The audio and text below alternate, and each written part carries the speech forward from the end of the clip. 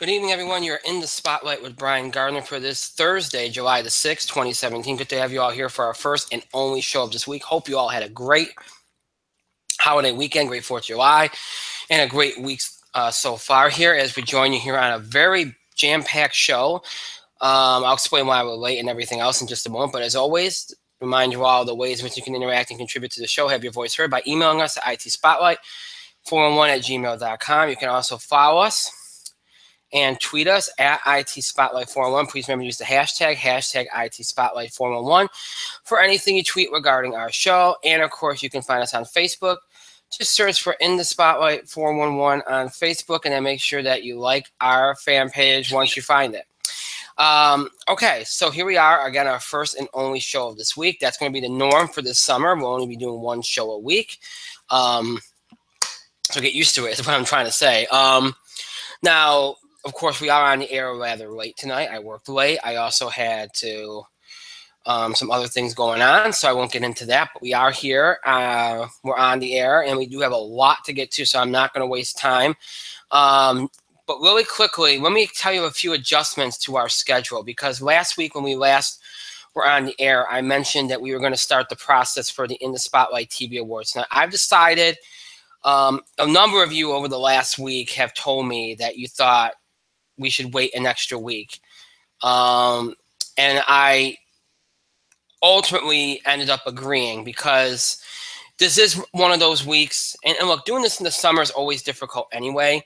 But this is one of those weeks, you know, with the 4th of July being on Tuesday. Some people took the whole week off. Some people are away. So, you know, with all that being said, I decided to just wait. We'll do it next week. We'll start the process next week. Now, look, the trade-off to this is that you're gonna have less time to do everything. But I think, you know, we've done that before in the past. You know, we've done that, and it's been okay. You know, I think we built in enough weeks. This ain't going to be like the movie awards, where last year we didn't really do a whole lot. Last year we did the movie awards, I should say, or this past year we did the movie awards. We didn't have a lot of time in between, and it didn't do so hot. I mean, it didn't work out so well, is what I'm trying to say. So, but with the TV awards, I think it almost benefits it, because in the summertime, a lot of you aren't really around and all that kind of stuff. So with the movie awards, I think we can't get away from it. With the TV awards, I think we can. So I'm not that much against it. And, you know, since we're not doing these till September anyway, I think we have enough time. So, in other words, no big deal. But I probably won't give you all, I mean, I usually give you all a week for ballot requests anyway, but just be aware, you're not going to have as much time to do some of the things along the way. We're going to have to make up some of this time. So just be aware of that.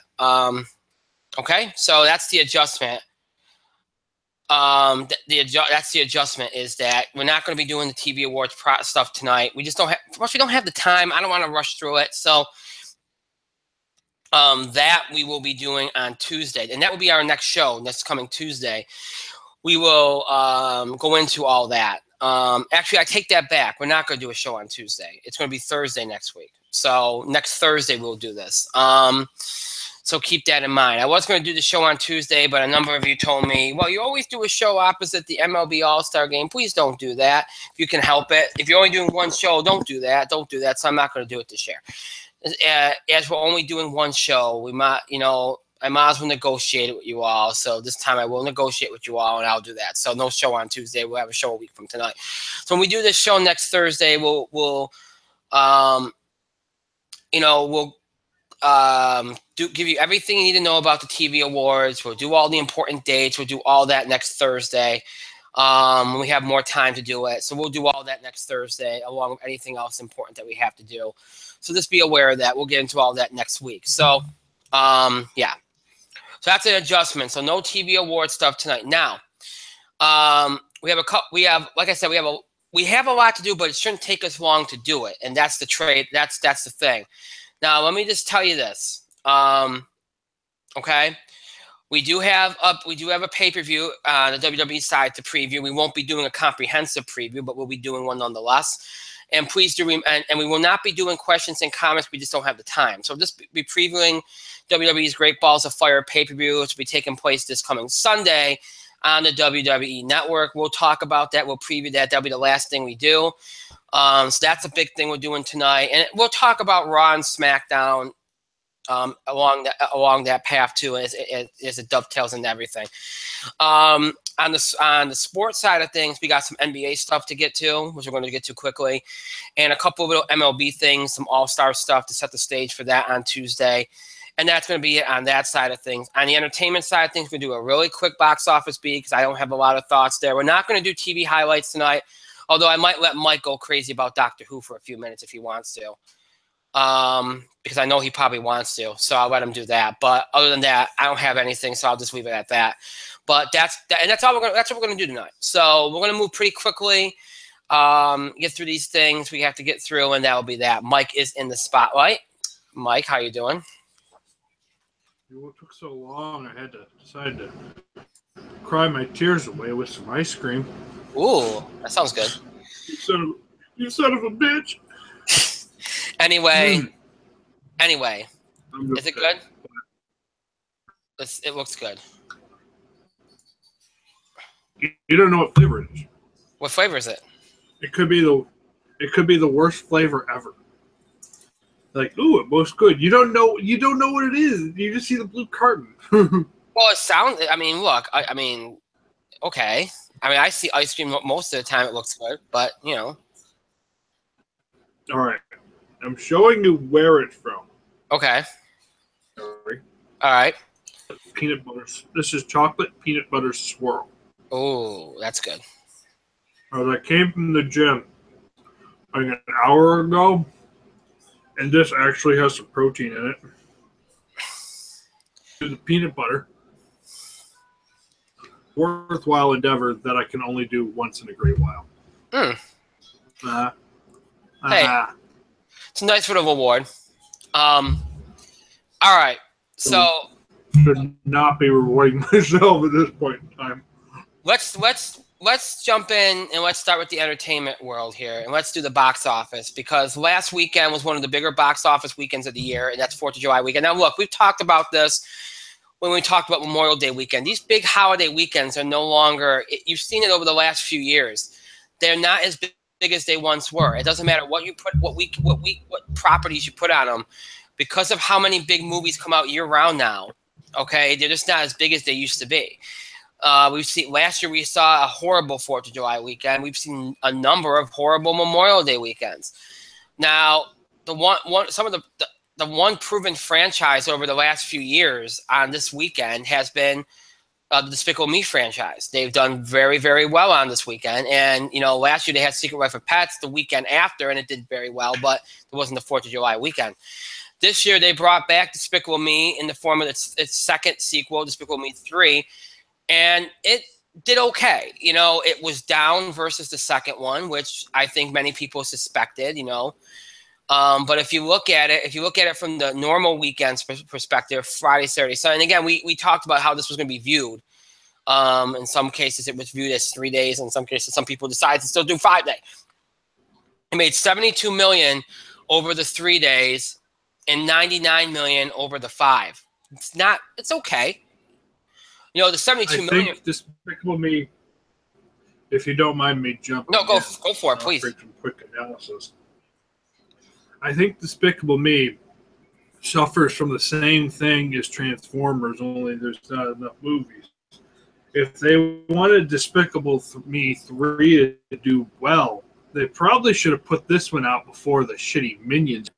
Because I think because of the Minions movie, now we're getting like, well, we're freaking Minions.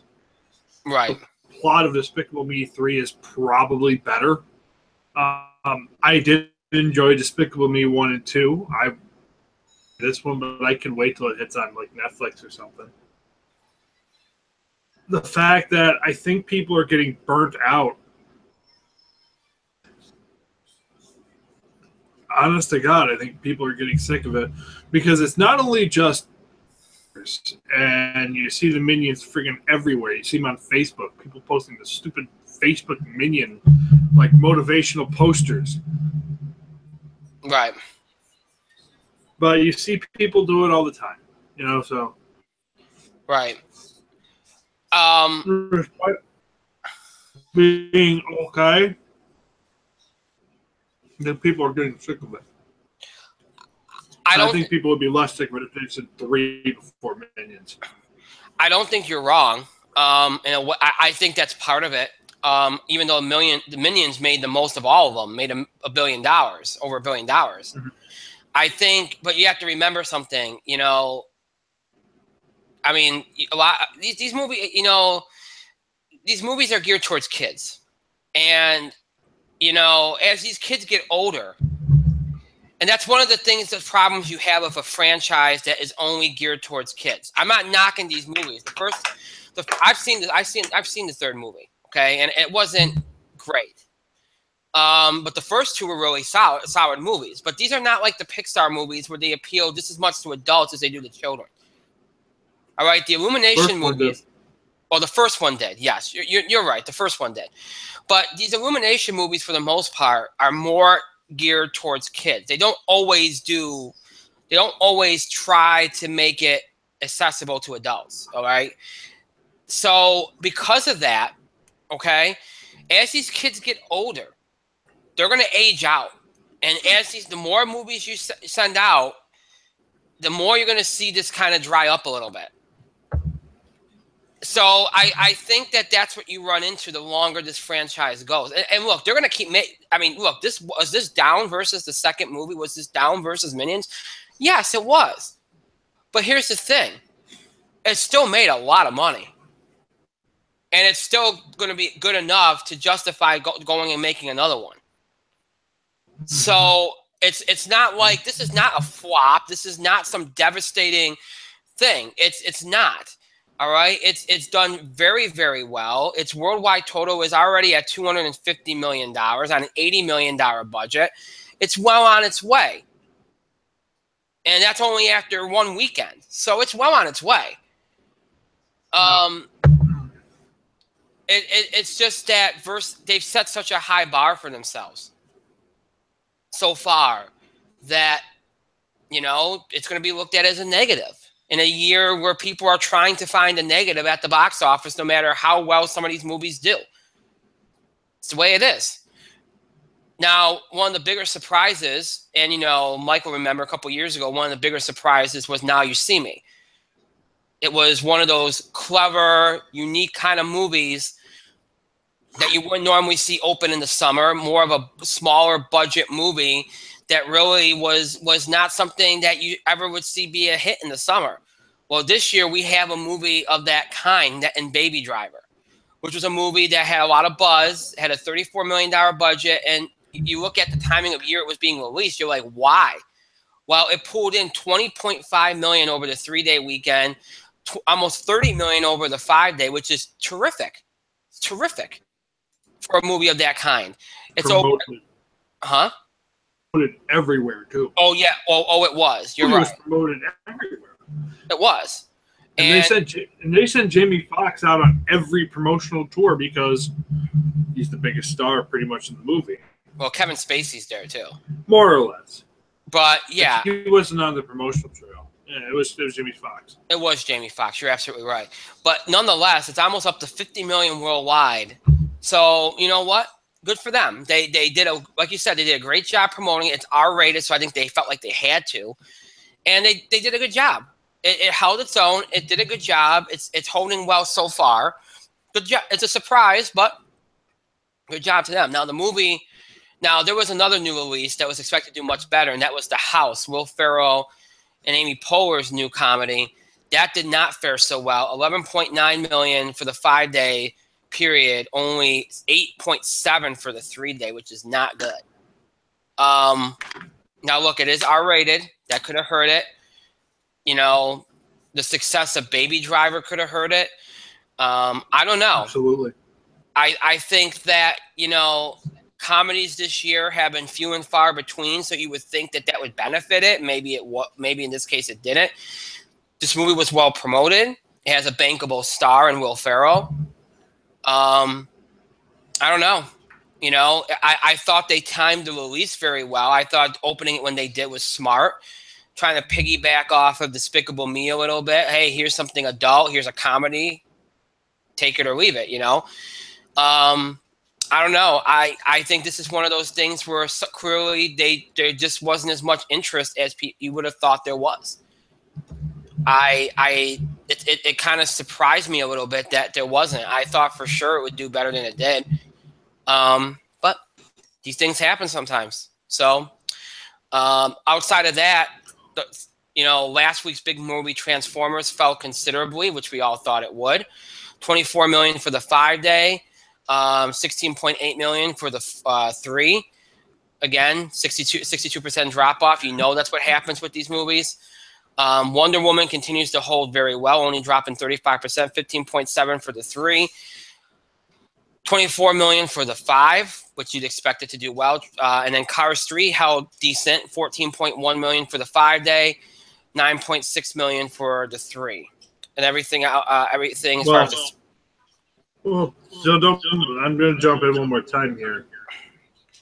You have to throw it to me later. When you want to analyze the box office? No, this is my analysis. No, go ahead. You mentioned 2 movies there that probably kind of contributed to Despicable Me not doing so great. Mm-hmm. And that was Cars 3 and Wonder Woman. You wouldn't think Wonder Woman PG-13 movie that to have the similar audience, but like really love Despicable Me. Mm-hmm. Love Despicable Me. But it came out. Wonder Woman. Hero. They made her look like a strong, capable woman. Mm-hmm. A great role model for DC movies, except for the Nolan stuff. But it's weird for DC movies. Yeah. So girls fly, and look, for the last how many weeks they flocked to Wonder Woman because Wonder Woman was the big thing. And Cars 3 has had considerable good word of mouth. Hey, Cars 2 didn't happen. Cars 3 is pretty decent. Come on out. Come on out. So the Cars franchise, Pixar, has been they've rebounded from Cars 2. It has good word of mouth and like everywhere as well. Right. Is he on Facebook posts like those freaking Minions? No. But he's still a popular character. And there was probably more good word of mouth for than there was for Despicable Me 3, which is too bad. It is what it is. Right. The Minions movie made $1 billion, but so did Transformers. Yeah. And those weren't good either. Right. That's just how it is. So. We have to keep track of Wonder Woman too, because remember, it is approaching some very big benchmarks. It is up to 720 million worldwide, so it is approaching what Suicide Squad and Batman versus Superman pulled in for their entire runs worldwide.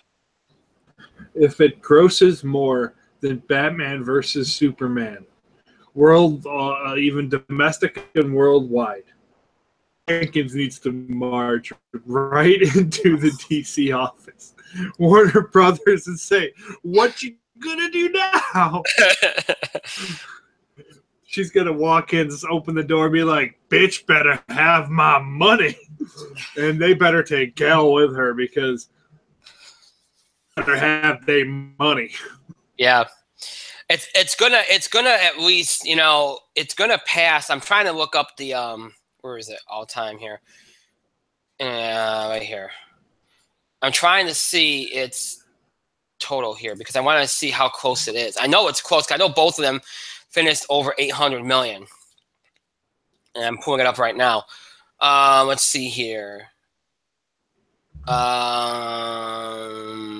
Batman versus Superman was 873. Or did Suicide Squad finish here? Wonder Woman is up to 86 on the all-time. It's going to pass Suicide Squad within the next week. Suicide Squad 745. Yep. So it's going to pass that easily. It should pass Batman versus Superman. It should. It's got enough juice left in it to get that far. I mean, I'd like to see it make $1 billion. That'd be really nice to see that.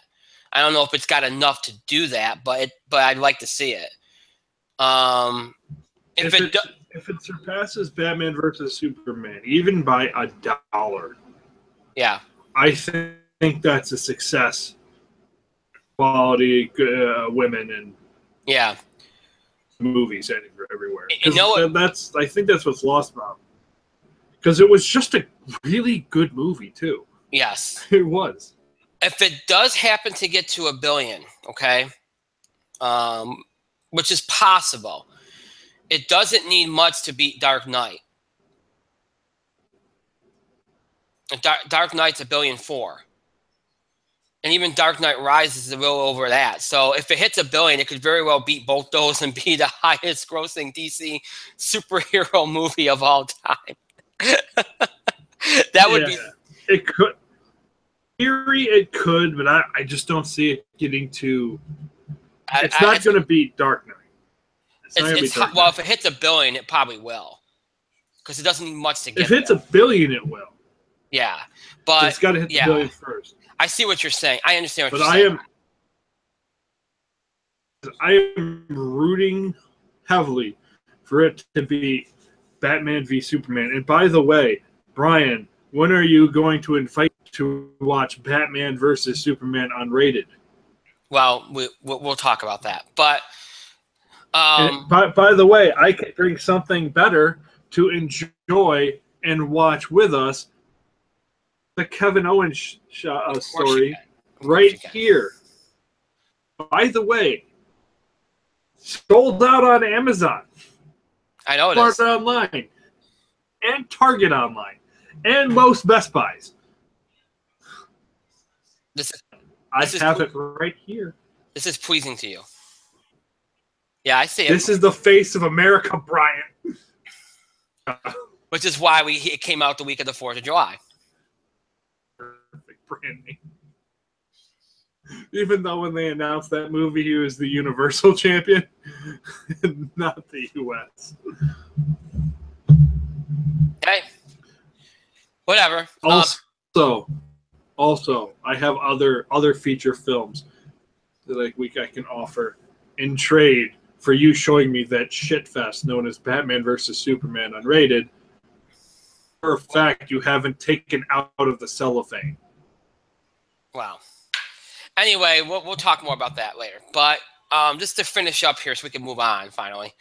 Yeah, so you're not wrong. I think that you could make the argument Cars, Wonder Woman, maybe even to an extent Transformers, because we know kids do like Transformers movies. You know, they all could have played a role in hurting Despicable Me. But you know what?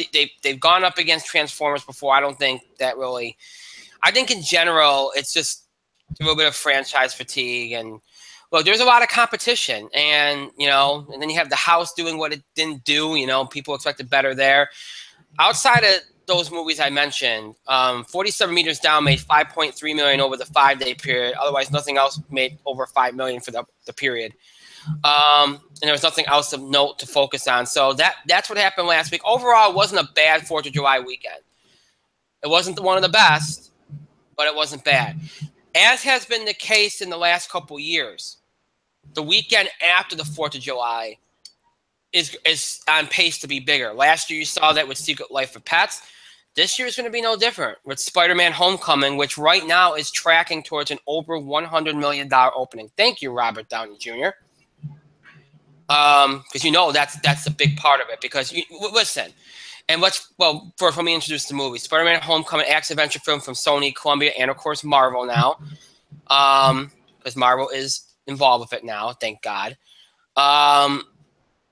And I'll get you the theater count right up. 4,348 theaters is the theater count, so not going to have an issue there. PG-13, $175 million budget, starring Tom Holland, Robert Downey Jr., Marissa Tomei, Donald Glover, Michael Keaton, Zendaya, and Jon Favreau. Word of mouth has been very good. Obviously well promoted. Obviously coming off of Civil War, there's going to be some momentum. They were smart to introduce Spider-Man in that movie. It helped. And look, we all know that even though what they did with Civil War helped us, putting Robert Downey Jr. in this movie was their way of ensuring that people gave it a chance.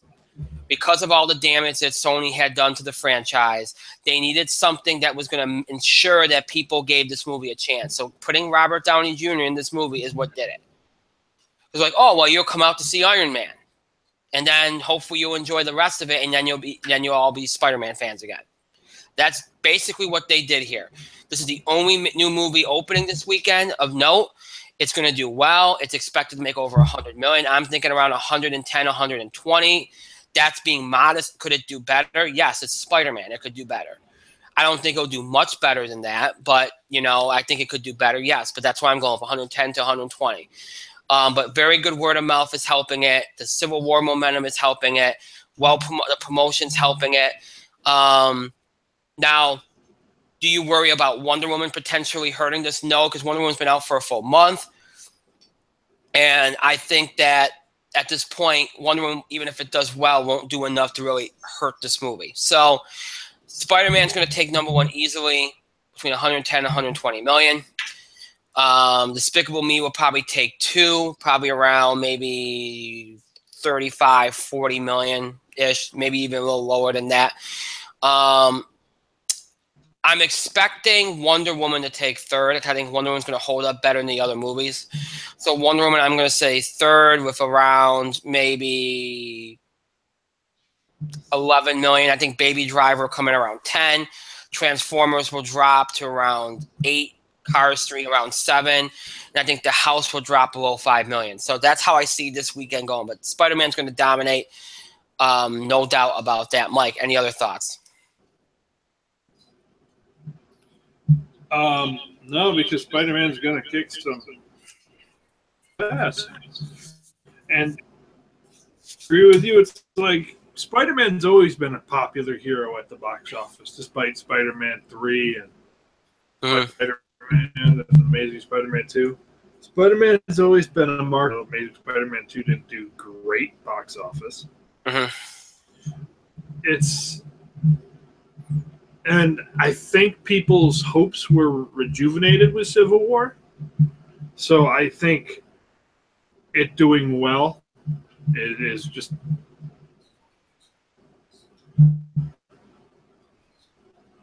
Yeah.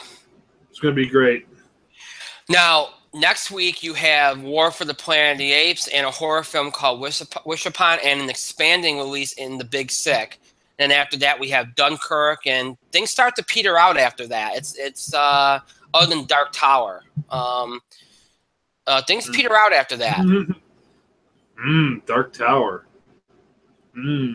So, but yeah, things do quiet down substantially after the next few weeks. So, not for long because the fall movie season is going to be stacked too. But yeah, that's well, it's kind of interesting. We're getting into July, and you feel like we're starting to get to the end of it. That's how these summers are now. It's really so much about it. It's May, June, July, and then the first week of August, and then that's pretty much it. So, but it is what it is. All right, but we'll talk more about all that next week. So that's the box office. Now, I don't have any TV highlights. I know Mike probably has a Doctor Who episode to mention, so Mike, go ahead. But I also have other TV highlights. Wow. Other TV highlights. But I will make this quick. Preacher came back. I'm 2 episodes behind. Oh, I'm behind too. Shit. Episode of Preacher. It was good stuff. I've got to catch up on that sooner than later. Grantchester came back. I noted that last week. And you know what? With Grantchester, it's the same old thing.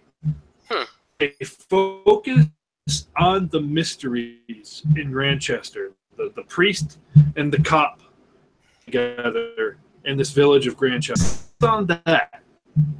19s Britain. The mystery part, the show is really good. Down is the focus drama. It's focused on their personal relationships. It's Sydney. He can't be, who's the main character. He's the priest. He can't be with his childhood friend because she's now divorced, and of course, Geordie can't just be happily married. He is cheating on his wife with his much younger secretary, who is a very intelligent character, and I feel like they've wasted her character.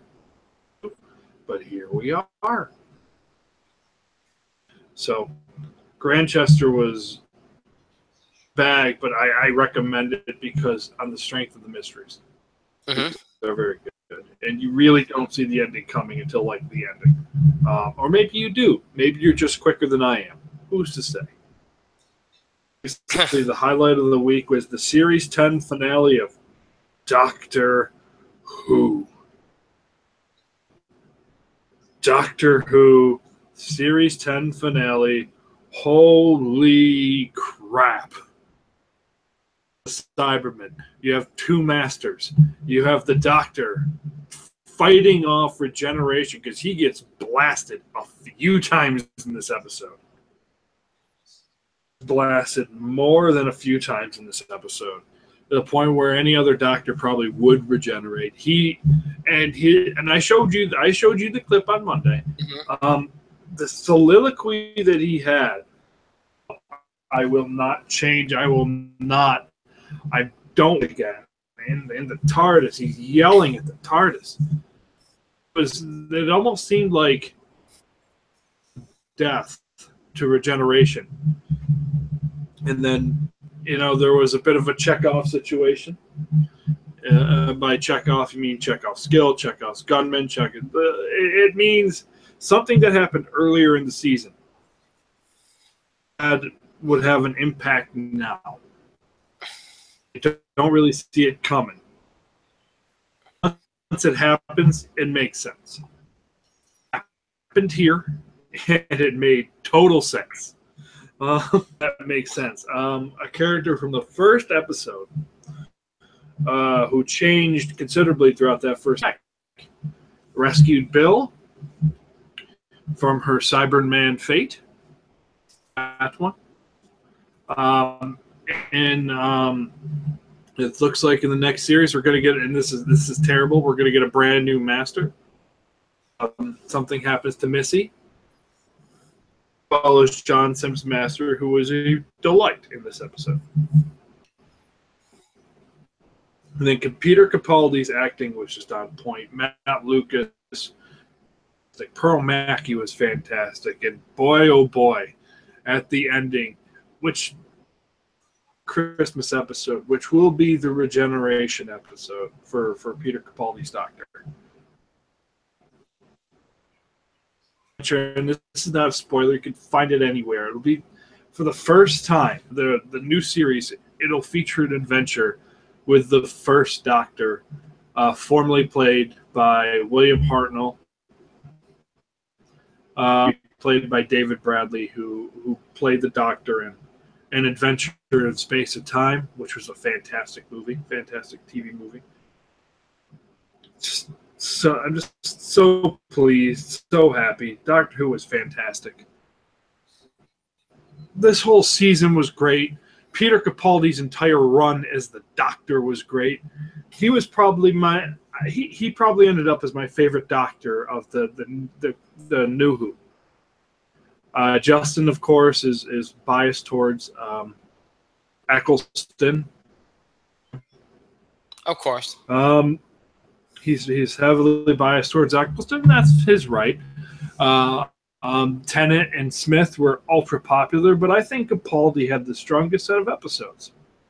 Down with the Clara stuff. Seasons. Seasons. He was bogged down with Clara. This season, I was hoping we could get one more without Clara. Because when you take the Doctor away from Clara, it's like, wow, 12 is a brand new character almost. And it's too bad that we can't get more of him. So I highly, highly recommend Series 10 of Doctor Who, the entire thing. that episode of The Lot. Any weaknesses, Peter Capaldi was on point, and we got to wait for Christmas. And hopefully the new Doctor won't leak until then. But there's a lot of scuttlebutt. Of course there is. There's a lot of scuttlebutt now that this Doctor might be a woman. Well, we've been back and forth on that. There's been all kinds of rumors for like a year now about that, but we'll see. There is, but now there's names being floated. Oh, I know. Actual names where the I know. agents had to come out and say, like, no, she's not going to be the next Doctor. Oh, I know what you're talking about. I've heard. I don't know. I don't know. A lot of people. And my final thing. Marshall, or who was the name originally floated to Doctor? Not the most popular choice, not the biggest reaction. A lot of people are thinking that he might be the next Master. Could be. Things to make you go. Could be. We'll see. It'll be interesting. All right. So that's it for entertainment. We're going to jump to sports real quick. And really quickly, I want to touch on the MLB. It's only the MLB thing we're going to do. I'm not going to get into, teams losing. Some of these hotter teams like the Rockies and the Yankees and that started off so well losing. I'm not going to get into all that until after the All-Star break. What I want to do is mention a couple of the Home Run Derby and the All-Star game. First of all, I honestly didn't have any issues with the All-Star game selections. I didn't see too many snubs. There's always going to be snubs, but there was nobody that I felt like was so criminally snubbed that it's worth bringing up. So I'm not even going to go into that. There was a lot of discussion about the Home Run Derby. Now, obviously, nobody's going to have an issue with Aaron Judge, okay? And it's good that so many of these guys that are home run leaders are doing it, okay? And obviously, Judge versus Stanton is going to be the big thing, because they both hit big home runs and all that stuff, and Stanton won it, and it's in Miami. And the controversy seemed to be around the selection of Gary Sanchez from the Yankees. For those that do not know, Tampa Bay Rays Logan Morrison, who believe it was actually once a teammate of Giancarlo Stanton, who won it last year, made some comments that in which he said that he didn't think Gary Sanchez belonged in the Home Run Derby. Logan Morrison has more home runs than him. I think Logan's at 24. He even made I'm paraphrasing, the snide comment. Oh, well, remember when I was at 13 home runs? Because Gary's only got 13. That was like a month ago. Gary missed a month of the season. Okay. Otherwise, he probably would have been at 20 home runs. Gary Sanchez is also the guy that came up last year and took baseball by storm, hitting 20 home runs in 53 games. So we know, and he's hit 13 home runs in about the same amount. Nobody's hit more home runs than Gary Sanchez over the span. Okay, so so here's the thing. Okay, I understand Logan's point. All right, I get what he's saying. Should Logan have been invited? Probably, but we all know markets and who you play for and popularity. We all know this plays a role in this. All right. Now, don't blame Gary Sanchez for Logan Morrison not being invited, because they both should have been invited. There's no reason for Gary not to be invited, and there's no reason for Logan Morrison not to be invited. So, look, if Logan wants to be like, well, hey, they didn't invite me, fine. He has every right to complain about it. He should have been invited to this thing. But not at Gary Sanchez's expense. Okay, this is not like in the past where we've seen guys get invited that can't even hit home runs. Mike knows that. We've watched this derby a couple times. We've seen guys in there, we're like, what the hell are they doing in the home run derby? At least this time around, they're putting people in it that can hit home runs, that, are prolific home run hitters. Morrison should be there. Now, look, I'm of the opinion that if you're a home run leader for that particular season, you should be invited. Okay? even if if your background suggests that you're not necessarily a home run hitter, because I feel like that's a reward for your performance thus far this season. You know, obviously now people will say, well, you know what, you should look at that. It should be inviting the most prolific home run hitters. If you think about it, most years the prolific home run hitters are the ones that are leading the charts. So if you're picking the people or inviting the people that are leading the home run race, then most of the time you are going to get the prolific home run hitters. So that's why I always think it's best to look at who's leading in the home run race, go down the list, and invite them to the Derby. That's the way I think it should be done, because most of the time that's going to cover the prolific home run hitters. And this year they've done that. They're getting the big hitters. They're going down the list. They're inviting the right people. I don't have an issue with it. All right, should Logan be there? Yes, Logan should be there. Why is he not? I don't know. That's his complaint should be at the league office, not at Gary Sanchez. Gary Sanchez has nothing to do with it. He gets the call, he gets the invite, accepts it. So that's just the way it goes. It's going to be a hell of a home run derby. This Judge versus Stanton alone is worth the price of admission. It's going to be a hell of a home run derby this year. There's going to be a lot of interest. It's probably going to be one of their higher rated ones. So good for them. They're putting together a good event. That home run derby is going to have more energy than the All-Star game on Tuesday night. That's for sure. Yep. No question. And look, I'm not saying that the All-Star game won't have its fun. You know, there's a lot of good young players in this. There's a lot of you know, the Yankees have some guys in there finally, again, after a few years.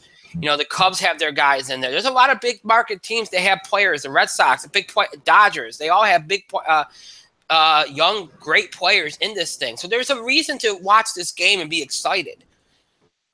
But let's be fair here. There's going to be more eyes on Monday night than there is on Tuesday.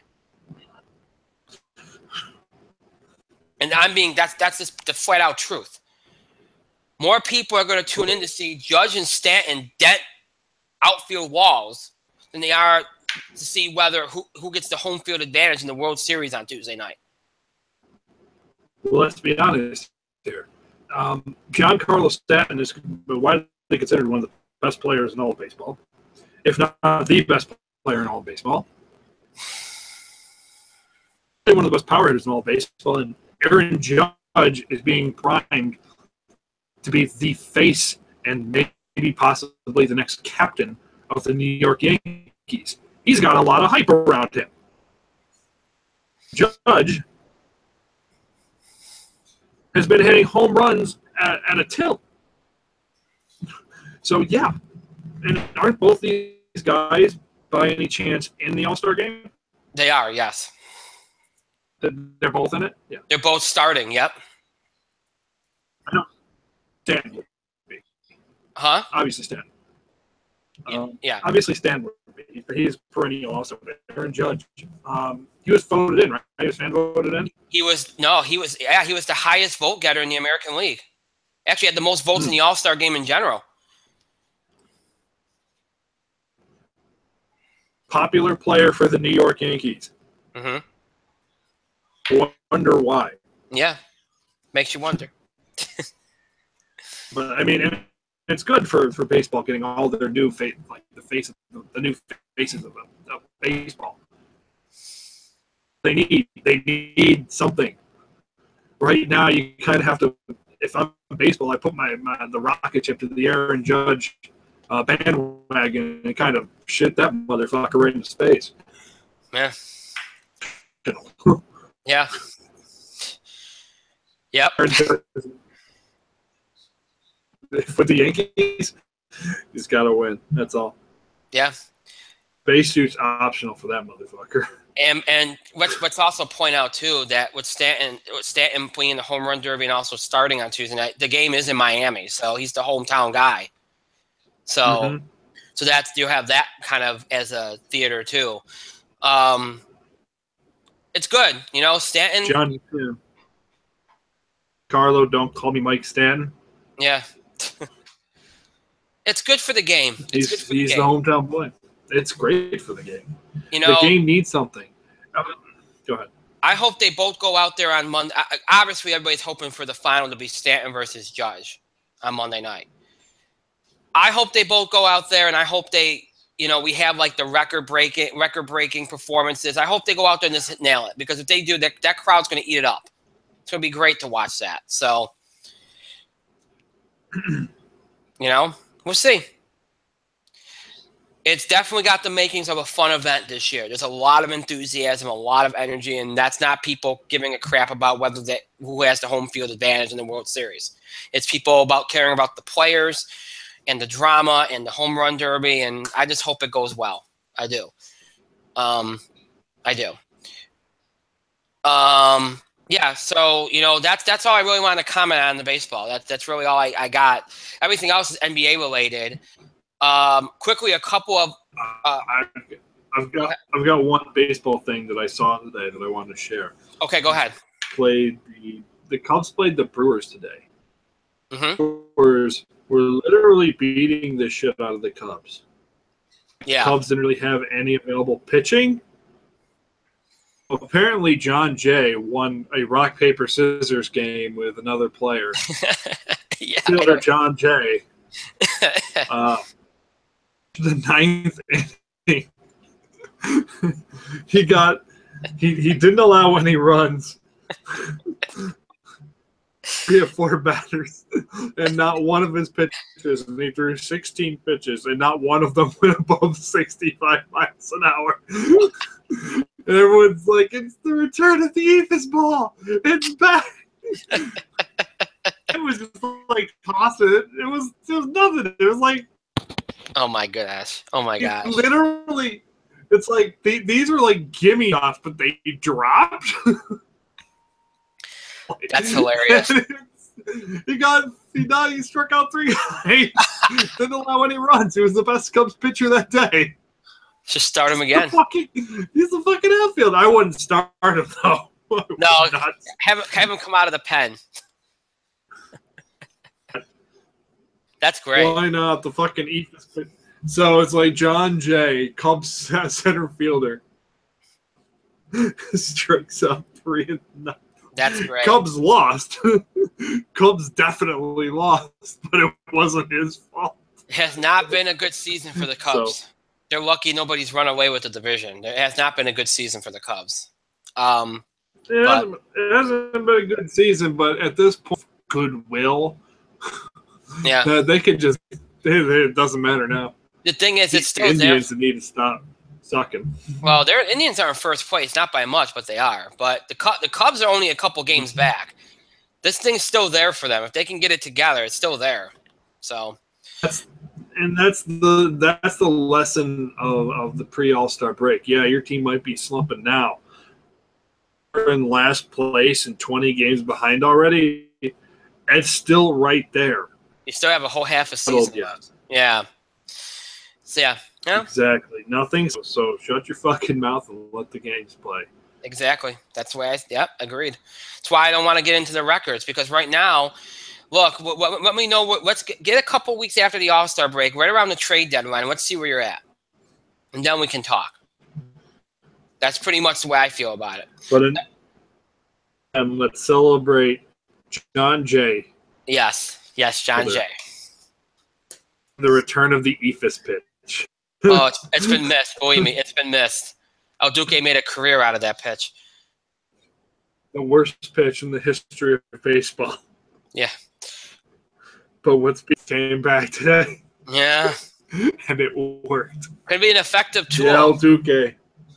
El Duque made a career out of that pitch. Yeah, he could either throw 100 or he could throw 50.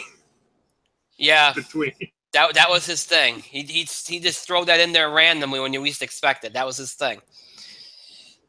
But yeah. So. A couple, as we jump to the NBA here, a couple of late-breaking signings here. Vince Carter has agreed to a 1-year deal with the Sacramento Kings. I don't understand it, but it is what it is. And Rudy Gay has agreed on a 2-year deal worth $17.2 million with the San Antonio Spurs. Which is why that Vince Carter signing doesn't make any sense now. Mm-hmm. And by the way, I'm just going to say this right now. I don't know what Vince Carter's thinking, so forget that. But that Rudy Gay signing by the Spurs, you're going to look back on that and see that that's a big deal. I'm saying that right now because he's going to because you know what? They need a scorer. They need a wing guy. He fulfills both needs. They're going to try to still get rid of Aldridge. I don't know how that's going to work. They're having trouble getting people to take the contract, but if they can get rid of Aldridge and maybe get 2 really good players back for him, I'd be very scared of the Spurs. I'd be very scared because I think Rudy Gay is going to fit very well in with the San Antonio Spurs. I really do. That's an underrated move. That's a it's not going to get as much fanfare as maybe as it would have a couple years ago, but he's going to like that system. It's going to benefit him. He's a good complementary player to Kawhi Leonard. That's going to be a move that you're going to end up talking about, midway through next season going, wow, we all fell asleep on the Spurs taking Rudy Gay, and that ended up being a big move. I can see that coming. So that was a very shrewd move by the San Antonio Spurs. I think that was a great move by them. And that's a bargain contract. So good for them. That's a good deal to make. Kelly Olynyk also agreed to a deal with the Miami Heat, 4 years, $50 million. Mike likes Kelly Olynyk. He's always had a fondness for his footwork in the paint. Yeah, I love the fact that my favorite part about Kelly Olynyk, the fact that he never gets called for traveling, and he to this day does not know how to set his fucking pivot foot. Nope. The man has been in the NBA for he played 2 or 3 years of college. I don't know that one, but he played in college under Mark Few, who's a good coach. Who's a coach. Yeah. He played under Mark Few. The Boston Celtics, right? If I remember correctly, he was a Celtic? Yeah, he was a Celtic till now. Yeah. Yes. He played Danny Ainge, who is a very good basketball player and a batshit crazy GM. Mm-hmm. Brad Stevens, who was an exceptional college coach and a really good coach at the moment. Yeah. How does he not know that when you have the basketball, you're only allowed to move one foot, and you can't change that foot once you make that decision? He's like, you can't see my feet right now, but this is the ball. He's like, wait, oh no. By the way, I switched feet in a travel on me. Kelly Olynyk, it's like, not big friggin' dude play. Look, and now he's gonna make $50 million over the course of 4 years to travel. Just think about that. Well, that's great. $50 million. You'd think within that contract, Pat Riley would put needs to fucking learn what a pivot footer is. Oh my goodness. And despite his lack of fucking basic basketball knowledge, it is a big loss for the Celtics. It is. Also, Dirk Nowitzki signed a 2-year, $10 million deal with the Mavs. Obviously, that's a very low contract for Dirk.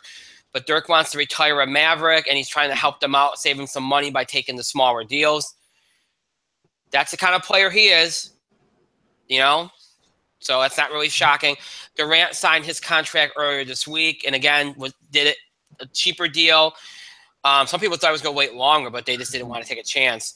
Cheaper deal to help them keep Andre Iguodala, who ended up re-signing with the Golden State Warriors, which was kind of surprising. He had really good meetings with the Rockets and the Spurs and everybody, and a lot of other teams actually, but he ends up going back to the Warriors. Kevin Durant's contract allows them to keep Iguodala and also to sign a favorite of me and Mike on the show, Nick Young.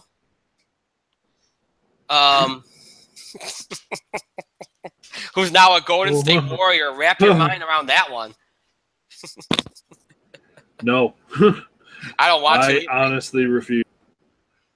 Now I have to sit there and watch Nick Young on the Golden State Warriors. Hopefully he doesn't get a lot of playing time, which he probably won't. But, you know, the big story, other than we'll get to Chris Paul in a minute. I think we talked a little bit about that last week, but I'll talk about it again. Gordon Hayward. Now, look, I know the Jazz made their big pitch to re-sign him, and I know the Heat were a very, very, very big possibility down the stretch. The Heat made a big play for him. They were very close.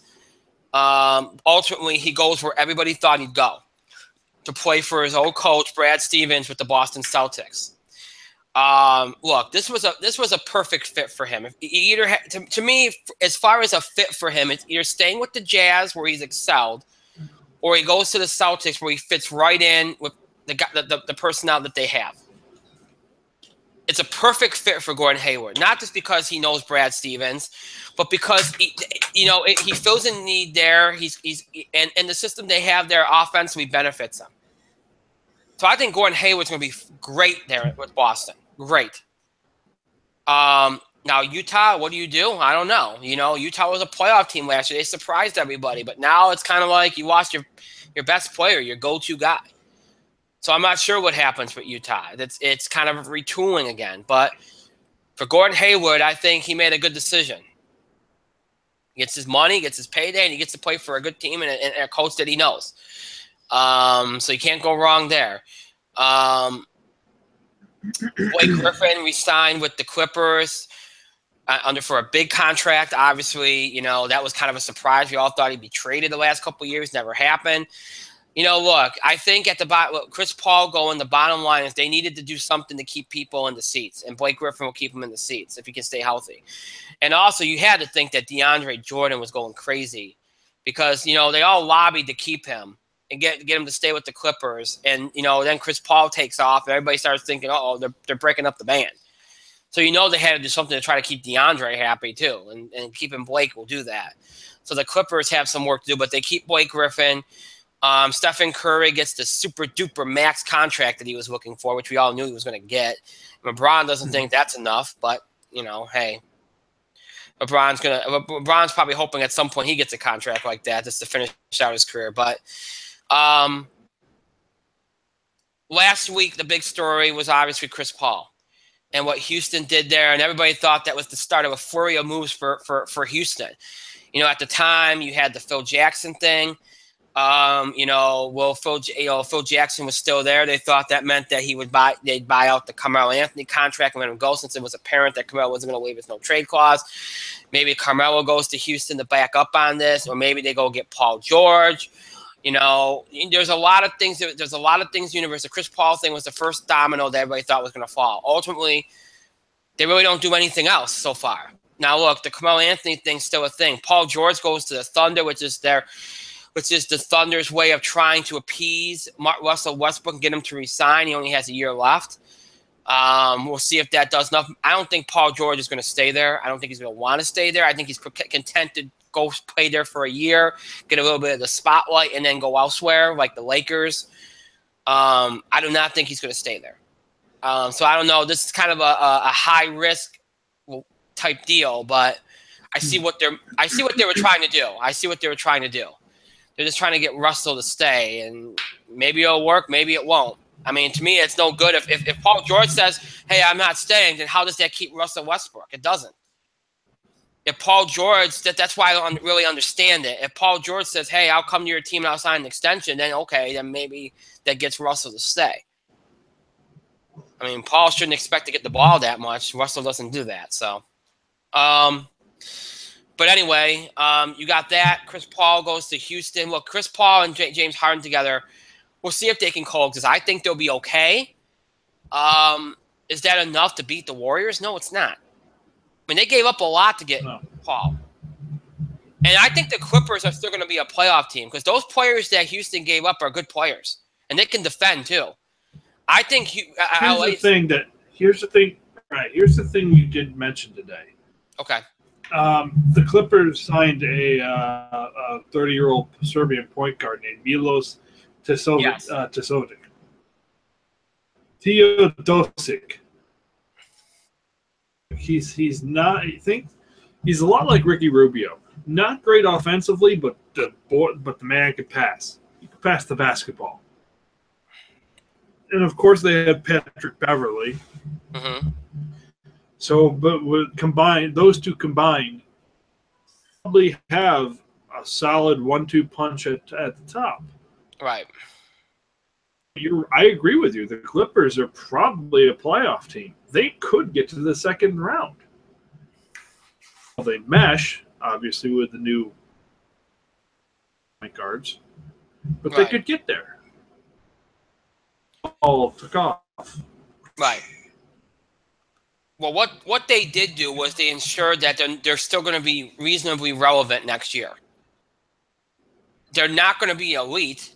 They're not going to be a championship contender, but they're going to be a team that, like you said, could maybe get out of the first round, and they're going to be somebody you're going to look at and you're going to see them making a playoff berth. That's what you're going to see.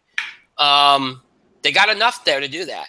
Houston, they need more than what they got. Paul's going to help them. Obviously, Harden's there, but we all know what happens to James Harden in big game situations.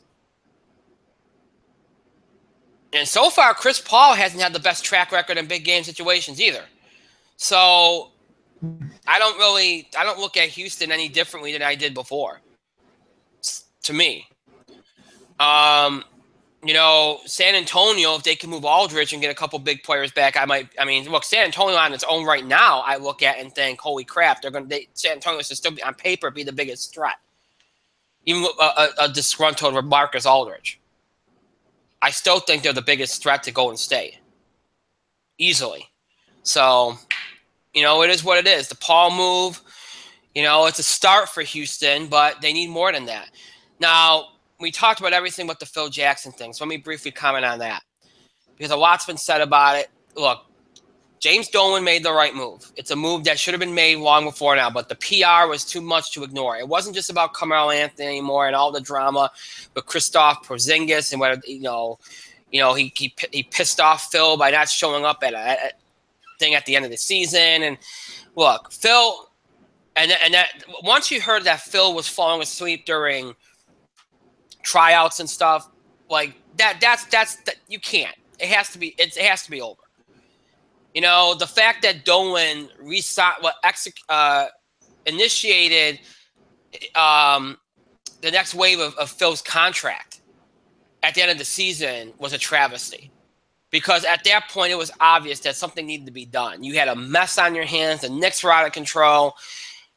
You had to make a decision here. You either had to blow up the team and tell Phil you have to rebuild this entire thing, or get rid of Phil and try to salvage what you have on this team as it stands right now. And ultimately, they made the right call. I think look, Porzingis is the future of this team. You have to find a way to cool him off, because right now he's hot about everything that's happened. You have to figure out what you're going to do with Carmelo Anthony. Carmelo wants to stay, but I also think that if you went to Carmelo and said, hey, you're in your prime years, you can go play somewhere, win a championship, I think you could sell him on it. But you have to present it the right way, and not with Phil was always, well, it's either you or me.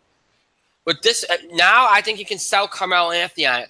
Sell him on it. Try to get some picks back. Try to get some players back, and try to get yourself out of this hole. It's a move that needed to be made.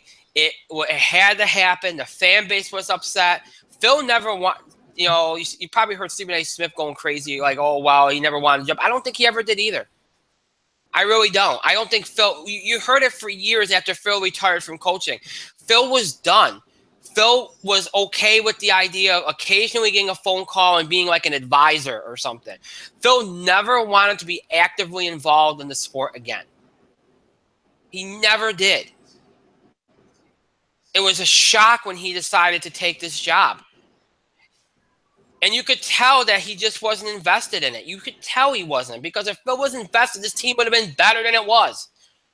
Some of the moves he made, some of the draft picks he made were completely absurd. And to do this after the NBA draft was ridiculous. He should have been gone the week before, because you saw the draft he had. There was nothing. It made no sense. So they made the right move. They probably made it too late, but at least they made the right move. And now we'll see where they'll go. A lot of eyes will be on Carmelo Anthony now to see if they buy out or trade him or what they do, because that's the question mark they have. He's their biggest trading piece. You know, can they get anything? We'll see. Will we want to go? Will we waive it? There's a lot of questions about that and about the Knicks and what they do from going forward here. Who did they hire to replace Phil? Believe it or not, there's a rumor that the dark horse candidate to replace Phil is Isaiah Thomas. Can you imagine? Terrible. Can you imagine that? That would be awful. And Isaiah was a great player. Don't get me wrong, but as a GM and coach, president, not very good. Don't go back to that. One of the issues. The issues that the Knicks actually is because of the Dolans. Yeah, it's like they've clashed with almost every president they've had, and they've fought with every president they had. It's like they haven't been able to get something going in years. I'm not saying the Dolans need to sell the Knicks. The thing is, whoever they hire next, they need to kind of I agree. Not cut him off at the knees, yeah. We'll see what happens. This has already been a very interesting, active NBA offseason. It figures to continue to be. We've already seen Paul George move. We've seen Chris Paul move. We'll see if Carmelo Anthony gets moved. We'll see what else happens. We'll see what the Cavs do. They haven't done much. You know, there's talk they can't really do anything unless they trade Kevin Love. We'll see what they do. Right now, it's you know, they're kind of at a crossroads trying to decide what they can do to be better next year. So we'll see. It should be an interesting rest of the offseason here. It's already off to an interesting quick start. All right. That's all that's all we want to do in sports. Just want to get to the NBA stuff and touch on that MLB All-Star stuff. Wrestling. We have a pay-per-view to preview. We're going to go very quickly. We have an interesting card for sure. A very interesting card for sure that I do not think has so far a pre-show match. So we're not going to preview any pre-show match. I think all this stuff so far appears to be on the main card. So really quickly, we'll start with the Cruiserweight title match between Akira Tozawa and the champion Neville. I'll start this just to kind of move it along. This is an interesting match because I feel like Tozawa is going to end up being the guy. I just don't know if they're going to pull the trigger here. I know we said that with Austin Aries, but I feel like Tozawa is going to be the guy. I just don't know if they're going to do it here. I kind of feel like I could see Neville retaining here, not clean, obviously, but I could see some kind of crookedness going down and Neville retaining. This is going to be a good match. You know, there'll be some high flying. The crowd will get into it, but I don't quite see this being the end here. So I'm going with I think Neville's going to retain, but not clean. So maybe like a DQ or something along those lines. Mike, go ahead. This match is the pre-show match. Okay, well, there you go. That is the pre-show match. I didn't see the listing for that, but go ahead. That is the pre-show match. But I think the title's not going to change hands in the pre-show. I think Neville's going to retain. Tozawa's going to win by like DQ. Okay. I think Tozawa to win by DQ, but Neville's going to walk out with a championship. They really want Neville to get that super long ring. All right. Next up, we have a 30-minute Iron Men match for the tag team championships between Sheamus and Cesaro, the champions, and the Hardy Boys. Mike? Despite Sheamus didn't need to leave for a movie fairly soon, I think Sheamus and Cesaro are going to retain here. They don't have the plans to put the titles in the Hardy Boys. Not immediately. I think they're going to be doing something else with the Hardy Boys. And I could be totally wrong. So, but I am going to take Sheamus and Cesaro in here, or they probably, more than likely, will tie. because that's how they like running Iron Man matches sometimes. But I think Sheamus and Cesaro will retain. Yeah, I think Sheamus and Cesaro are going to retain too. I didn't think so a week ago, but yeah, I think they're going to retain because I do think we're building to something with the Hardys. I don't know whether we talked about this the last 2 matches they've had. I thought they're going to run something where one of the Hardys turns on the other. But I keep wondering, you know, either it's going to happen in this match or it happens after the match after they lose again. But yeah, I think Sheamus and Cesaro are retaining here. I think that they're going somewhere with this reign. You know, they've come together very well. The crowd's into it. I think it's going to be a hell of a match. I think their plans for Sheamus and Cesaro to put somebody else over. I don't think they feel like the Hardy Boys need it. They already got kind of their nostalgia reign. So yeah, I agree with you. Sheamus and Cesaro to retain here. And we'll see if they. The only way I could see Sheamus and Cesaro losing the titles is for 2 reasons. If Sheamus has to go immediately to film this movie, yeah. How quick tag titles on the Revival? But other than that, I don't think the first one's super likely. I'm going to say Sheamus and Cesaro too. So. Yeah. I think I think they got other plans for Sheamus and they're gonna drop it soon.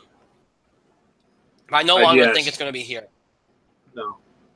You know, but yeah, I think we'll see if something goes on with the Hardys to kind of do it because I think that I've always thought that was the end game for the Hardys was them to split. Just a quick question: Face tag team on Raw. Huh? What's the Hardys are a face tag team, right? Name another face tag team on Raw. I can't. Other than Slater and Rhino. That's probably who you might be looking at, but why not? Unless they put together some 2 random guys somewhere, or they flip Sheamus. You mean like Sheamus versus? And you know, watch them flip Sheamus and Cesaro back to being faces, because they've done that already. You know, they've flipped them back and forth so many times already. So we'll see. We'll see if anything goes down with the Hardys in this match. That's going to be what's going to make it interesting, is whether they finally split the Hardys. Going to do it this quickly, but you never know. Well, they've been back since WrestleMania, so it's already been like 3 months. So I guess it could happen. I thought it would happen earlier. Yeah, but they just split Enzo and Cass, so I don't know if they're going to do it with another tag team. That's typically WWE, though. They usually like to split them all at once. Unfortunately. It seems like they get don't have a backup plan. It's like they get bored with the tag division, start splitting people. It's weird how they do it. But anyway, next we have the Intercontinental Championship match between the champion Miz and Dean Ambrose. I think Miz is retaining here. He's got the stable, which is going to allow him to cheat to win. They want to get the stable over. I think they're going to move Ambrose on to something else for SummerSlam. This feud's been going on forever. They've flip-flopped the title a couple times. I think it'll be – look, this match will be – they've had good matches together already. This will be a good match, but I think this will be the last match. I think Ambrose gets screwed out of the title here by Miz's stable. Miz retains the title. Mike? Oh, yeah. Miz is totally retaining the title here. No doubt about it. It's an easy match. All right. Next up, we have a match between 2 former tag team members here. We have Enzo versus Cass. Mike? Jeez. Not every match can go to a non-finish here. And I think that in the end, Enzo's probably going to get some sort of Daniel Bryan push. Almost, maybe the Intercontinental title, but Big Cass is winning here. They're really going to try to get Big Cass over as this big threat. Enzo Amore, but I for some reason I think like maybe I'm going to get one over on Cass, but here it's first big singles match. Big Cass. To me, this is an easy match to call. They've liked Big Cass since he came up, and the minute we knew that they split these two up, you knew Big Cass was going to get the rocket ship kind of push. And I do think you're right. You and me have talked about it, where we think that Enzo's going to get like a Daniel Bryan kind of push out of this. But now look, there's always a chance, because there's all kinds of rumors about Big Show facing Cass at SummerSlam. I guess there's always a chance that Big Show gets involved and this ends up in a DQ, and you know what I mean? But there has been no hints of that yet, so I don't think that's going to happen. I think Cass is going to win clean here. Look, they've done a good job with this program. It's been very emotional. Enzo's been doing great work. So has Cass. So people are going to care about this match. I don't think it's going to be a long match. I think they're going to try to put over Cass as a monster. So, yeah, Big Cass is winning this match. All right, next up we have the Raw Women's Championship with champion Alexa Bliss versus Sasha Banks. This is a match that I thought would be the SummerSlam match, but since then it seems that plans have changed. They're blowing this off now, and because of that, I don't think Sasha Banks is going to win, because it seems like they got all eyes on Nia Jax right now. So this will end up being a good match. And look, both these women obviously seem like they have some real heat between them. Like they look like they seem like they don't really like each other. So that's going to benefit this match. I think there's going to be a lot of emotion in this match. It's going to be some good storytelling. Obviously, they both commit to their characters, so that'll add to it. So this should be a good match to watch, I think. But I think Alexa Bliss is going to retain. Not clean, but I think Alexa Bliss is going to retain. Mike, go ahead.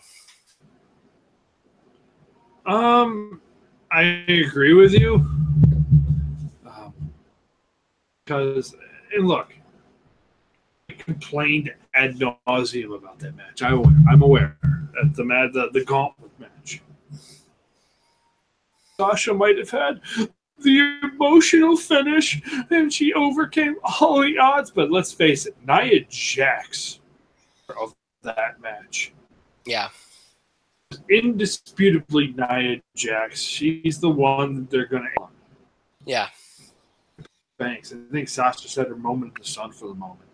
These two have legit, I think, from what everybody said and from what it comes across on screen, these two have legit heat. So you're going to be some stiff shots. But yeah, Alexa Bliss is probably going to retain here. And let's be honest, she should retain here. Yeah. No reason to go back to Sasha Banks anytime soon. The only way you go to Sasha Banks here is if you're going to put Nia Jax over at SummerSlam. Which I think they're going to do anyway, but... They're going to do it and make it a triple threat. That's just my opinion based on how I see things. It's probably going to be a triple threat, but... Yeah. Here. Okay. Next up... watching Doctor Who in here. Next up, we have Seth Rollins versus Bray Wyatt. Mike? The Kingslayer versus the Eater Bray Wyatt. Hey, Brian, I have a question for you. Sure. Hey, Brian. Hey, member? Do you remember February? I remember. Remember when Bray Wyatt won the WWE World Heavyweight Championship? I remember. Do you remember that? Do you remember that? I do remember that. I remember that. What happened to Bray Wyatt? Oh, he was so close. House of Horrors. He was what cemented it. It was the fact that he couldn't win his own match. Jinder Mahal, the boys, the Singh brothers. He was this close to credibility. This close. And then WrestleMania happened. And Bray Wyatt was squashed in 10 minutes. Yeah. After doing stupid shit in a terrible match. That close, Brian. Close. I'm lamenting the fact that Bray Wyatt was almost a credible threat here. Wyatt was great in that Fatal 5-Way. He really was. But the problem is, this isn't a Fatal 5-Way. He's in there with Seth Rollins, and he's essentially just here to give Seth Rollins an easy win. Rollins is going to win here. Period. He's going to use his finisher. It could be the Kingslayer. I've been calling it the knee that beat Kurt Hawkins twice. A name for Seth Rollins' finisher. The knee that beat Kurt Hawkins twice. Although I feel like it might have another name. The winky kind of nod, like the Omega Factor. Or knee. Something like that. Something with the word Omega in it as a wink, wink, nod, nod, you know?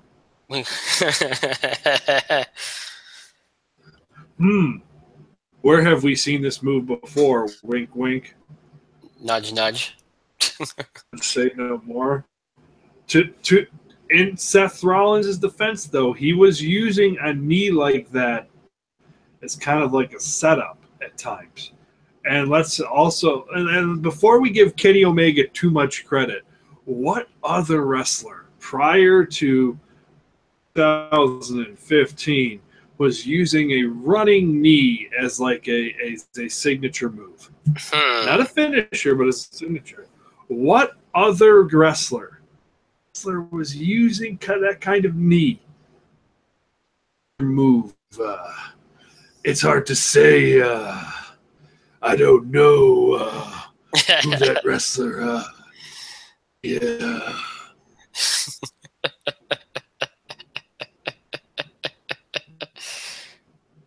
I don't know. We might have to go back into the Helmsley archives to take a look. Oh my God. We might have to go back and look at those archives to find a guy who might have used a running knee signature move. Nose elongated. That okay. All right. I'm trying to make it obvious here, people. But I think everybody's figured it out by now. I don't know. Maybe Rollins' new finisher is a callback to some sort of king. Of course. And Kenny Omega make it famouser in Japan.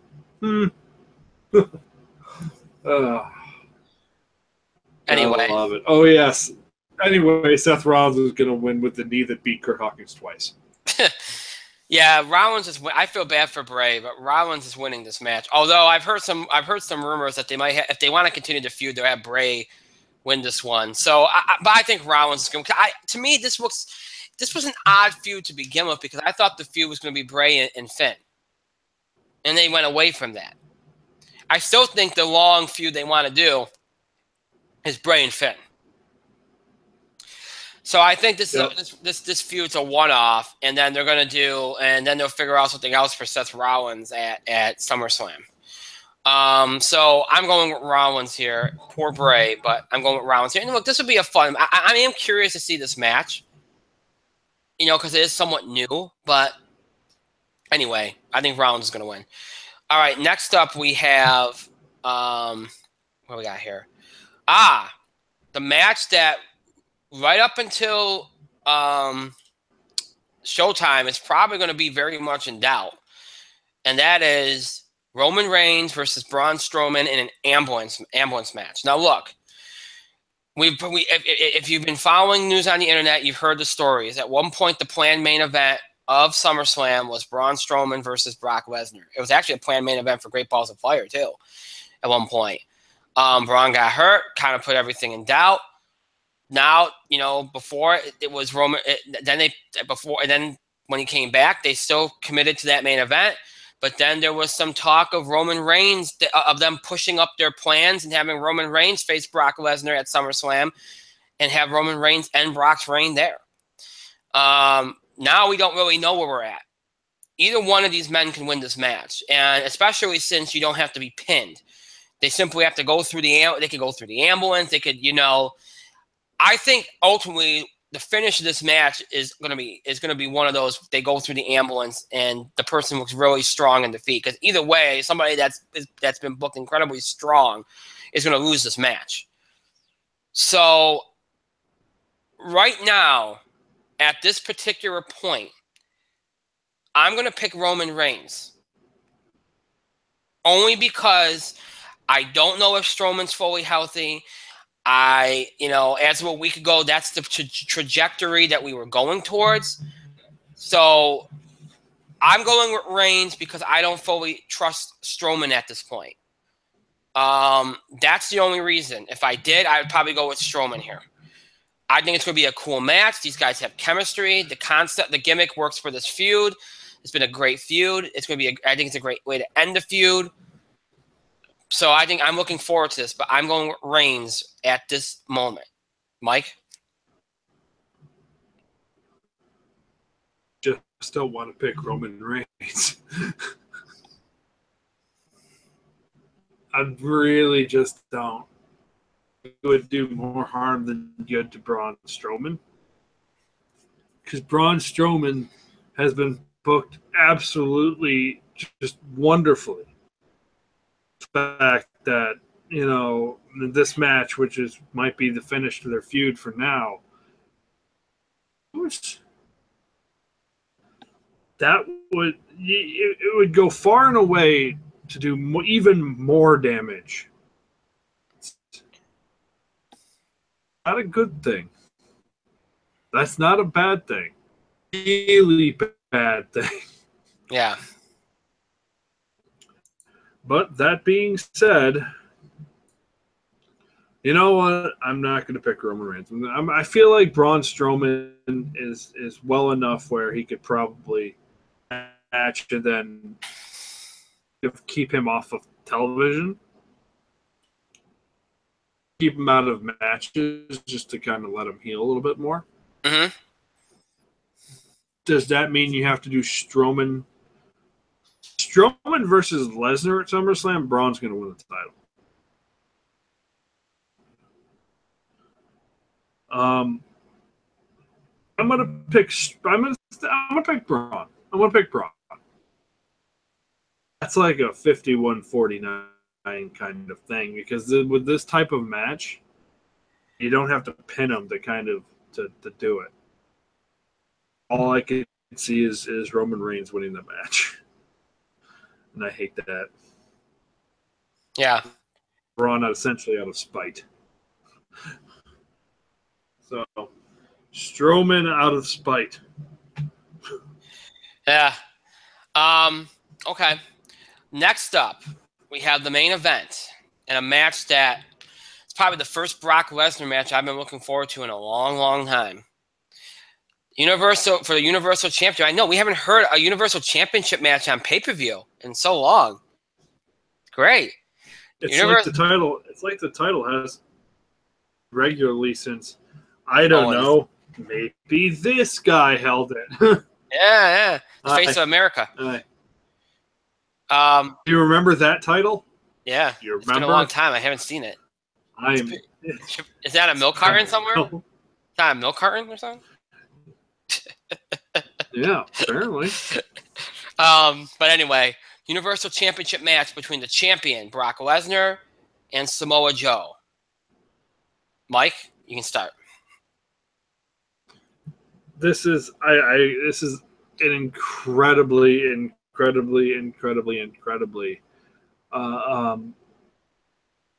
one of the dream matches. This is an official dream match. Brock Lesnar versus Samoa Joe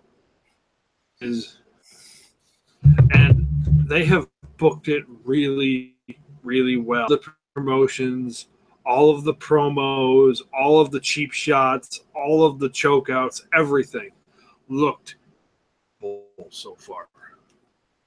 Everything is going well. I think they're going to fuck it up. Lesnar is going to retain the title. I don't think Joe's going to win it here. But to that end, I don't think Joe's going to lose here. I don't think you're going to have an awful I don't think you're going to have a lot of finishes on this show. You're going to have a few, and I think this is going to be one of the big ones. Mm-hmm. Because this is not a finish on a pay-per-view called Great Balls of Fire. Right. A finish you kill. And I honestly think honest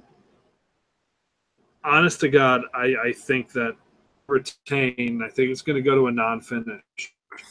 I think Roman could interfere. I think Strowman could interfere if he wins. But I think is not going to get pinned.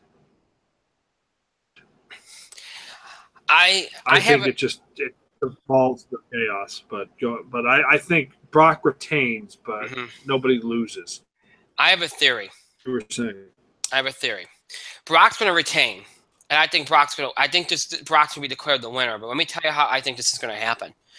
Based on the way they booked this match, and they booked Samoa Joe incredibly well. Based on the way they're booking this match, and they have to make Brock and Joe look good here, right? But somehow give a definitive end if they don't want to have Joe revisit this and be in the match at SummerSlam, right? So what I think is going to happen is that these two are going to beat the hell out of each other. And it's just going to be, Brock doing his thing, Joe doing his thing. And it gets to the point where they just keep fighting and fighting and fighting, keep getting up, keep getting up, keep getting up. I wouldn't even be surprised if they go the way that they did with the Orton-Lesnar match where there's blood and Brock keeps going. And the referee has to call the match and say, you know what, that's enough. I'm calling it. Like, Joe's not responding. There's blood or he's out or something like that. And then Joe can run around saying, you know what, you never really beat me. The ref match got called. I think go ahead. A lot with Brock Lesnar matches, though. That's a big problem, though. And they did it with Joe match. With Finn Balor. So it's like. But that's the only way I can see them doing it. Back that route. I know, but it's the only way I can see them doing it where they protect both guys. Like, I can't see them doing, like, anything else, And I think it makes it more of a spectacle, and it builds Brock up like a monster for whoever he's going to face at SummerSlam. Because ultimately, that's the thing. They need to keep Brock strong for SummerSlam or whoever he's going to put somebody over, right? So, but you want to keep Joe strong too. So that's the only way I can see this working. I think you're headed for something like that. I think Brock's going to retain definitely. I don't think Joe's going to win here. Unless they decide that they want to do a triple threat at SummerSlam or a fatal four-way instead of doing a singles match. And I think that could be the best bet, yeah. Then I can see them ending in a complete no contest where, like, it just ends up in a disqualification or something, and you go from there. Like, then it makes it easy to finish the match. You know what I mean? So I mean, yeah, that possibility is there. I'm not saying it isn't, but I highly doubt it. I think it's a long shot at this point. I tend to see it going the way of like the refs having to call the match or something because it just gets out of hand. That based on the way that they're booking it, where it seems like they're both like just being destructive and want to kill each other, it just seems like that's the direction they're going in based on that. So we'll see if I'm right. Either way, it's going to be a match that a lot of people are hyped for and anticipating. So, all right, that's it. That's the pay-per-view. Now, we've already gone late enough. We didn't talk about Raw and SmackDown. There's not really a lot to add for either one. There's a great split screen interview with Joe and Brock on Monday night that I thought built the match really well. Other than that, there really wasn't a whole lot on Monday night that was really interesting to me. Oh, and Braun Strowman, but Strowman stuff. Strowman's always interesting. That's a given. SmackDown, I thought was interesting. Obviously, AJ winning the Battle Royal was not a surprise, and seeing it come down to him. And one more thing, Enzo's promo on Raw was really good. Oh yes, Enzo's promo, yes. But seeing AJ win the Battle Royal on SmackDown wasn't surprising. Seeing it come down to him and Zayn wasn't really surprising either. That was good. The Cena stuff was pandering at its best. I was shocked by that. I didn't think, we all were wondering who Cena was going to face. I didn't see that coming. I kind of feel bad for Rusev because we all know what's going to happen there. That's just a match to give Cena a win. Because he hasn't been around in a while. I would not have just brought Rusev back just to get essentially buried by John Cena. That was dumb. But anyway, that was kind of a little bit of a swerve. And look, there wasn't that much else on SmackDown worth it. That's, Mike, you got anything to add?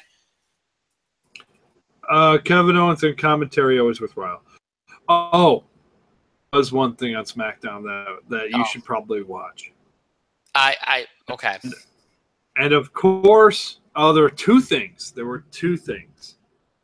I will say this. The rap battle between the New Day and the Usos. Yeah. As cringy as you'd expect. That was horrible. Super cringe. It was not a good segment. Us white people, super white people, are like, hey, your rap segment wasn't that great. As a fan, I'm not saying this is a white. I'm saying this as a fan. It wasn't entertaining. However, there were a couple fire lines there. So just had one on Xavier Woods that was super just burn. To reference it. Wow. Mm-hmm. But Xavier's comeback was pretty brutal. I will say that. And it wasn't brutal in a bad way. It was brutal in like Xavier Woods, a bit on the Usos, and it was worthwhile. Mm-hmm. Wale wasn't terrible. So Wale is a fan of the product. He loves wrestling. Guy to bring in and kind of. Yeah. Right. But the one of the best segments on Raw, and Kevin Owens on commentary. Everyone being like, "Hey, do you know who should have won that battle royal, Sami Zayn?" Yeah. Breezango interviewing. Yes. Ty Dillinger. Yes. Not giving a fuck. He knew it was Breeze and Fandango. It was just really funny. Dillinger played along with it. He looked, jeez, a lot like Renee Young. It was a rip on Renee Young. And it was a very, very good rip. Fantastic. Fandango was great. Dillinger was great. Breeze was great. That is a must-see segment, but let's face it. Everything with Breezango is a must-see segment. God, and the last week were super good. It was. I'm going to point out this line from last week because the Ascension were like, because Breeze and Fandango are playing essentially good cop with them. Yeah. Like, why in the bank? Why did you go at us at Money in the Bank? And they're like, we just wanted a match on the show. And everyone's like, wow, that is the most for any wrestler to do anything. We just wanted a match on the pay-per-view.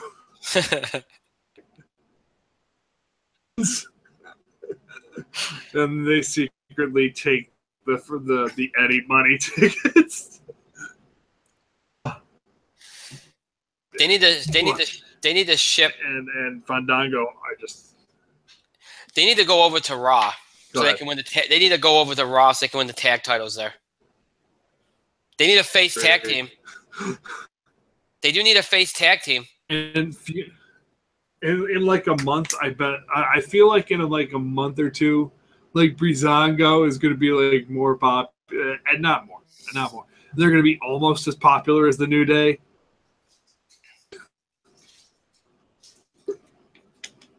Yeah. Well, they're getting there. Their segments. Every segment with Breeze and Fandango. Segments draw. They said their segments draw. But every segment with Breeze and Fandango is must watch. Go ahead. Yeah, their segments are must see every week now. They've hit that stride now where you want to see them every week. So who knew that would come out of South Park Championship Wrestling or Regional Wrestling? Who knew? Coming back allegedly soon, I hear. Yeah. Can't wait. Looking forward to more. So, all right. We got through everything. So that's it. As always, the show might be over. It's not mean you have to stop interacting and contributing to the show. Continue to have your voice heard. Continue to send us your feedback. We need it. We want it. Keep sending it. Topic ideas or breaking news items related to sports, entertainment, wrestling that you want us to cover. Reactions, comments, opinions on things we talked about on the show, things we did, things we said, all that kind of stuff.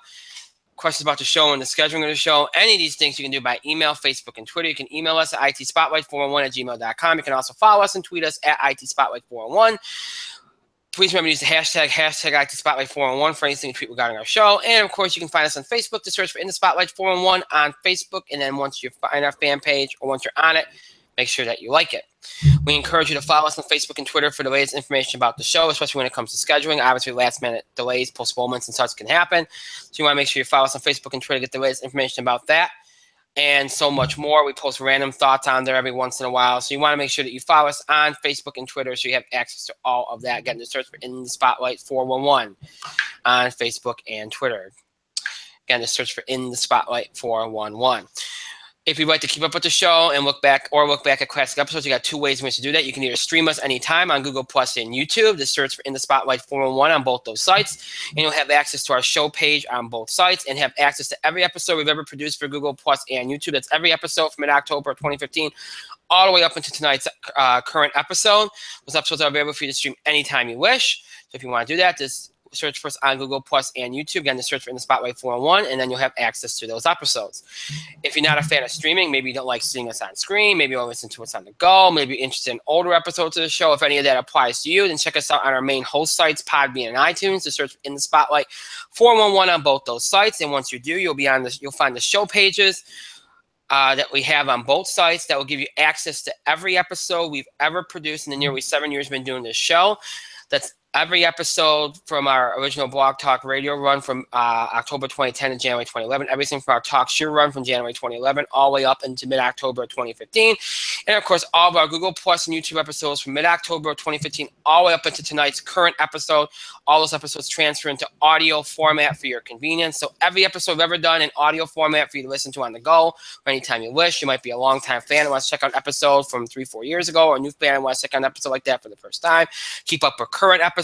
Maybe missed a part of an episode, missed an episode entirely. Maybe you want to check out an episode again. If any of that applies to you and you want to listen to us on the go, or you just prefer to listen to us instead of see us, or whatever the case may be, if any of that applies to you, again, search for us on Podbean and iTunes using the title In the Spotlight 411. So Google Plus, YouTube, Podbean, iTunes, always keep up with the show and look back at classic episodes. Again, Google Plus, YouTube, Podbean, iTunes, always for you to keep up with the show and look back at classic episodes. To search for In the Spotlight 411. Again, just search for In the Spotlight 411. I want to thank Mike for being here tonight. Thank you, Mike. It is officially time for bed.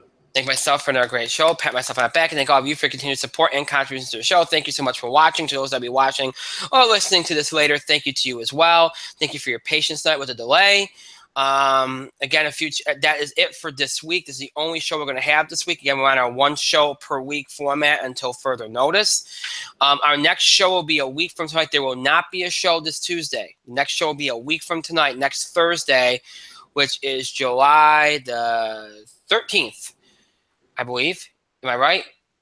Yes, I am right. Next show is a week from tonight, Thursday, July 13th, 9 o'clock p.m. Eastern Time. That show's important because that will be the night. I know we said it, but I delayed it. You all wanted me to delay it this week. I didn't want it. You all did, so I'm listening to you. That will be the show next week that we unveil our plans for this year's TV Awards. We'll give you all the important dates, all the important information you need. We'll start the process next Thursday.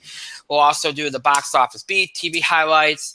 We'll talk about Great Balls of Fire and the aftermath from that on Raw and SmackDown. Last time I'm going to actually have to say, well, I'll probably say that next week too, but whatever.